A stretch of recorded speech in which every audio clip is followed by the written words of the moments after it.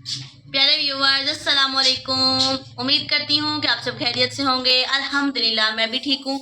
तो जैसे कि आपको पता है कि सर्दियाँ आ गई हैं और हम आज बनाने लगे हैं साग।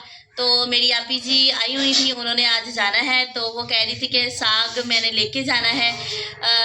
वो सिटी में रहती हैं, शहर में तो आपको पता है शहरों में साग जो है वो बहुत कम कम जगहों पे मिलता है।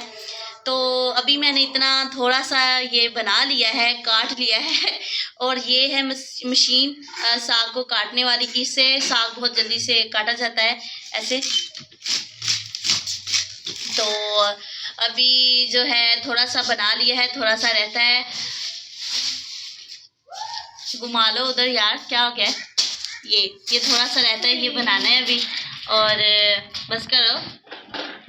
हाँ, तो अभी ये थोड़ा सा रह गया, ये बना के फिर मैं आपको दिखाऊंगी सारा।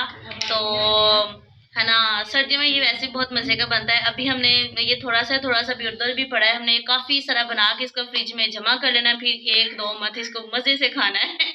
तो अगर आप में से किसी को चाहिए हो तो मुझे बताइएगा, मैं आप सबको ऑर्डर ऑर्डर कीजिएगा, मैं आपको भेज दूंगी आपके घर, ठीक है? ओके, अल्लाह हाफिज गाइस।